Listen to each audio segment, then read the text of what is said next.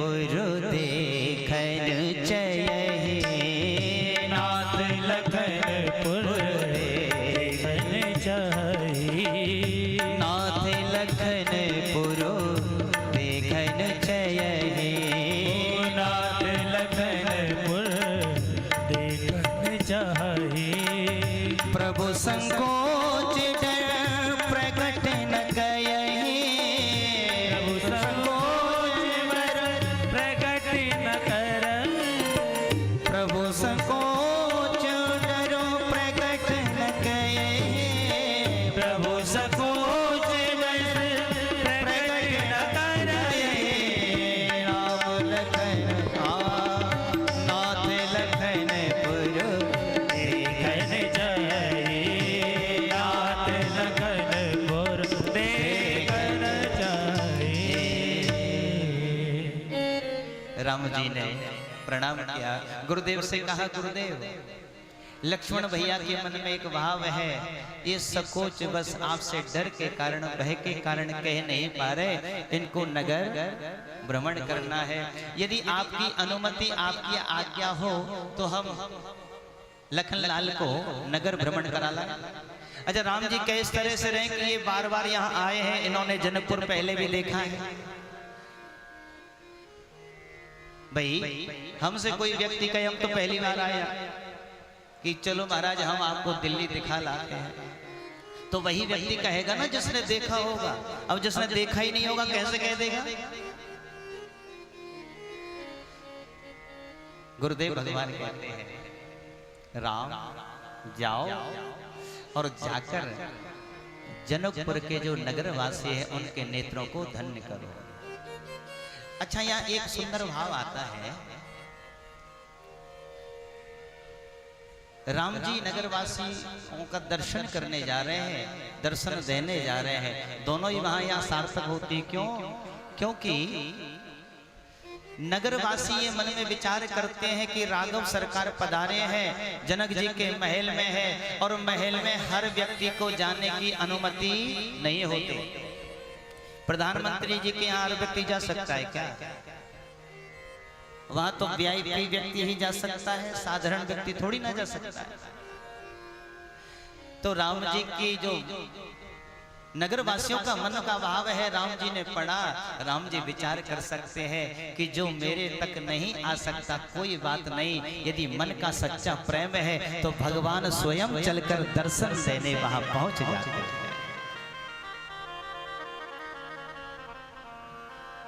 शोभा यात्रा भी तो इसीलिए निकालते हैं ना, प्रतिष्ठा जब करते हैं भगवान की, सबसे पहले शोभा यात्रा निकालते हैं प्रतिष्ठा से पहले। क्यों?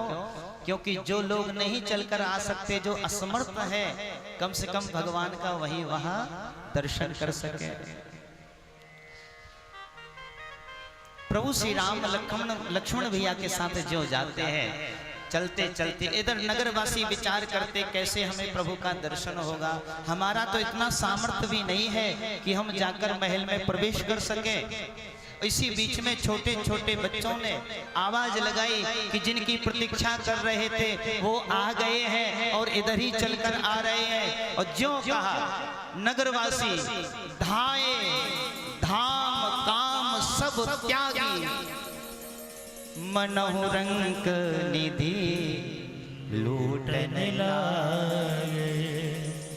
गोस्वामी जी महाराज लिख रहे हैं कि ज्यों सुना नगरवासियों ने सबसे पहले धाए यानी दौड़े, फिर घर छोड़ा धाम, और फिर काम छोड़ा। अच्छा एक बात बताओ, आप यदि भागोगे तो सबसे पहले काम छोड़ोगे कि दौड़ लगाओगे? पहले तो काम छोड़ोगे ना, जो काम कर रहे होगे। लेकिन गोस्वामी जी महाराज यहाँ लिख रहे हैं कि धाए पहले दौड़े, फिर घर छोड़ा और फिर काम छोड़ा, बाद में काम छोड़ा। कहा कि कोई मैया उस समय भोजन बना रही थी, भोजन बनाते बनाते सुना कि भगवान आ गए हैं, हाथ में बेलन है और बेलन लेके दौड़ लगा दी किसी के हाथ में पात्र है, पात्र रखे है, कोई काम कर रहा है, वो दौड़ लगाता जा रहा है। तब किसी ने कहा अरे बाबरी, ये हाथ का सामान तो यहीं रख, भगवान का दर्शन करना है। तो काम सब त्यागी, मन हो रंग निधि लूटन लागी। आज जन्म जन्मांतर का जो दरिद्रता है वह हमारा समाप्त हो जाएगी।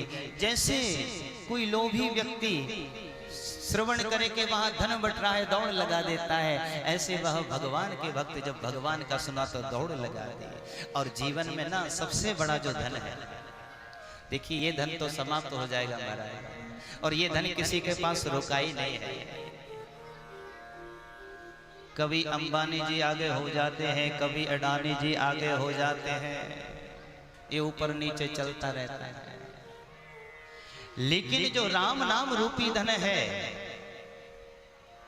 वो कभी समाप्त होने वाला नहीं है। और इसीलिए मीरा कहती है, पायो जी मैंने राम रतन धन पायो, पायो जी मैंने राम रतन धन पायो जी मैंने राम रतन धन पायो, पायो जी मैंने राम रतन धन पायो।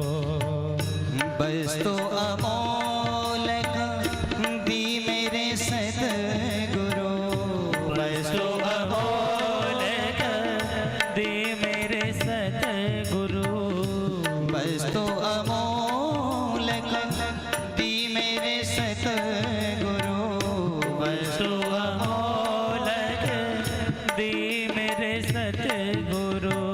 कृपा करी अपनायो, पायो जी मैंने राम रतन धन पायो, पायो जी मैंने राम रतन धन पायो। और ये ऐसा धन है महाराज, खर्च न कोई चोर न ले, खर्च न कोई चोर न लेवे, खर्च न कोई चोर न लेवे, खर्च न कोई चोर न लेवे। तो दिन दिन बढ़ते समायो, पायो जी मेरे राम रतन धन पायो, पायो जी मैंने राम रतन धन पायो। और ये धन केवल इस मानव शरीर द्वारा ही कमाया जा सकता है। चाहे तो वह धन कमा लो जो समाप्त हो जाना है, चाहे तो राम नाम रूपी धन कमा लो जो जीवन में कभी समाप्त होने वाला नहीं है। जन्म जन्म की पूंजी पाई, जन्म जन्म की पूंजी पाई। ये जन्म जन्म कल्प कल्पांतर का जो पुण्यों का उदय हुआ है, तब जाकर मानव शरीर प्राप्त हुआ। जन्म जन्म की